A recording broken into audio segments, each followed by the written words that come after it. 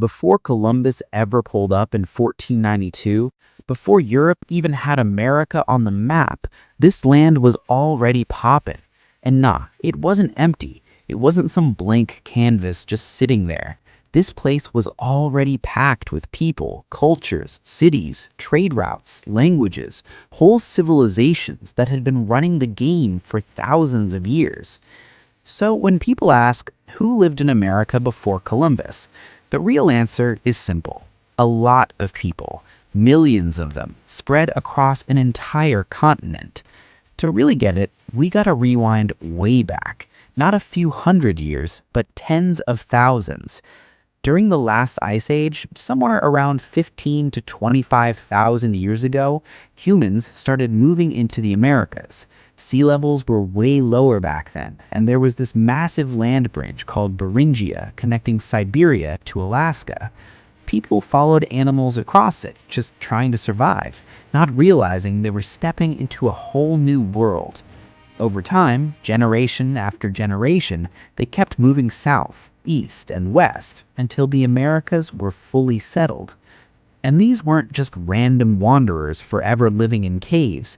People adapted fast.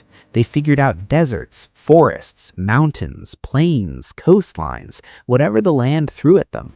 And out of that came hundreds of different nations, each with their own language, culture, and way of life. Out in the Southwest, the ancestral Puebloans were building straight-up stone cities like Chaco Canyon. We're talking multi-story buildings, planned roads, and serious astronomy knowledge, all without metal tools or wheels.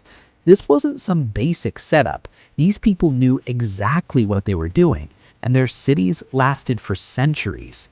Over in the eastern woodlands, the Iroquois Confederacy was way ahead of its time.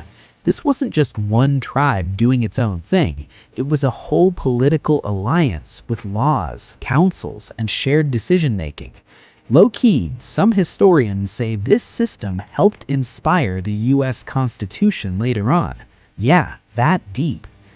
On the Great Plains, nations like the Lakota, Cheyenne, and Comanche ran powerful cultures built around hunting, trading, and surviving tough land. Once horses came into the picture, these groups became absolute forces. But even before that, they already had deep knowledge of the land that outsiders never fully understood. Now head south into what's now Mexico and Central America, and this is where things really pop off. The Maya, Aztec, and Olmec weren't just advanced, they were elite. Massive cities, huge pyramids, temples lined up with the stars. The Maya had a full writing system and a calendar so accurate it puts Europe at the time to shame. The Aztec capital, Tenochtitlan, was built on an island in the middle of a lake. It had canals, causeways, insane marketplaces, and over 200,000 people living there. That city was bigger, cleaner, and more organized than most European cities in the 1400s.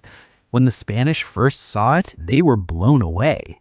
This wasn't some new world jungle. This was a straight-up superpower. And down in South America, the Inca Empire was running things across the Andes.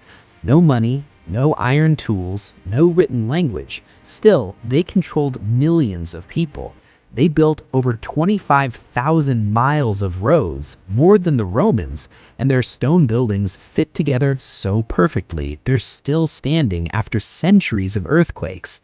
That's precision on another level. So when Columbus showed up, he didn't discover anything.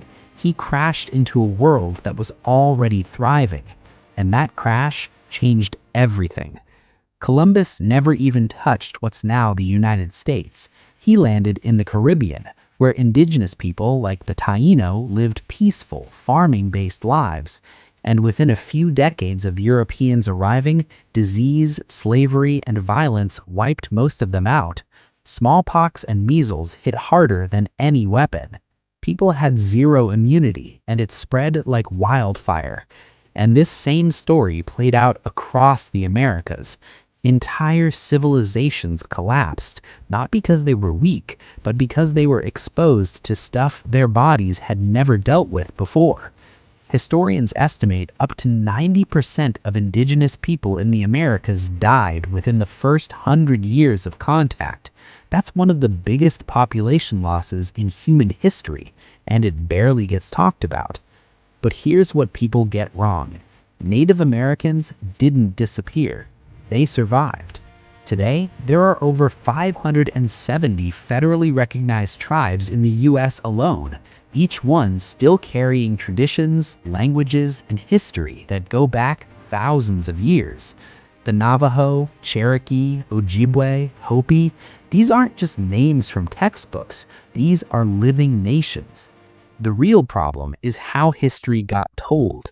For a long time, America was painted like it was empty, just waiting for Europeans to show up and claim it. But archaeology and indigenous voices tell a completely different story. America before Columbus wasn't untouched wilderness. It was managed. Forests were shaped. Crops like corn, potatoes, tomatoes, and cacao were domesticated right here. Trade networks stretched across thousands of miles long before highways or railroads existed. So when someone asks, who lived here first, there's no debate.